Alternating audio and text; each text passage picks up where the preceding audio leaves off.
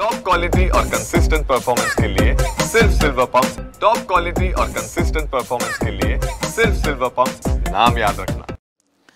आता हा जुन्या कडीला ऊत आणण्याचा प्रकार आहे। या संदर्भामध्ये देशाची सर्वोच्च संस्था ईडी यांनीही चौकशी केलेली आहे। ईडीने कारखाना ताब्यात घेतलेला आहे।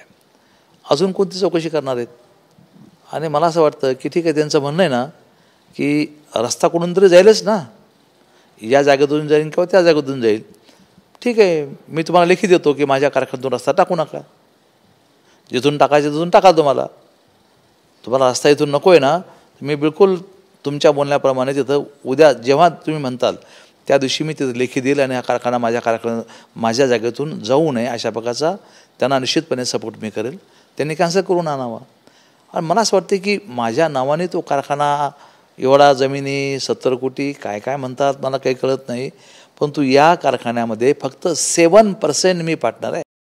एकूण 70 लाख रुपयाचे शेअर्स माझे आहेत आणि तेही कारखाना सुरू व्हावा यासाठी मी घेतलेले आहेत ते शेअर्स। एकूण 70 लाखाचे 7% मध्ये आता कारखाना सुरू का झाला नाही? आणखी लिटिगेशन झालं।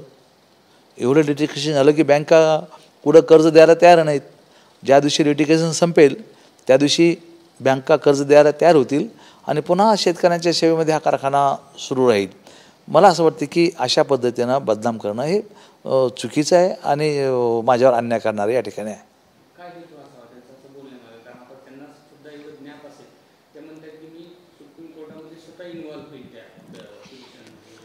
हो, माननीय सुप्रीम कोर्टाने कामगारांच्या प्रश्नामध्ये त्या ठिकाणी स्टे दिलेला आहे।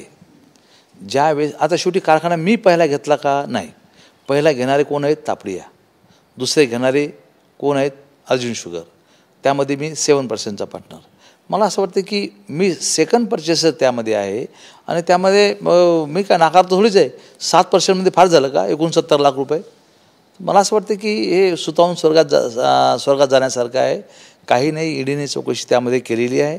देशाची सर्वोच्च संस्था चौकशी करते।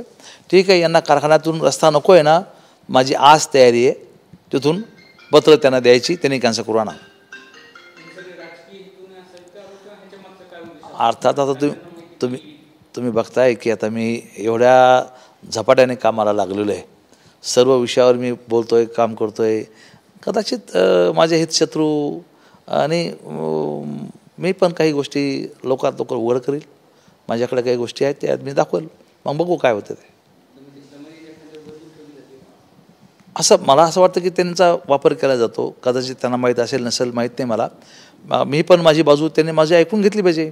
मी पण त्यांना भेटण्याचा प्रयत्न करेल किंवा माझ्या माणसाला त्यांना भेटायला येईल आणि माझी बाजू त्यांना सांगेल मी।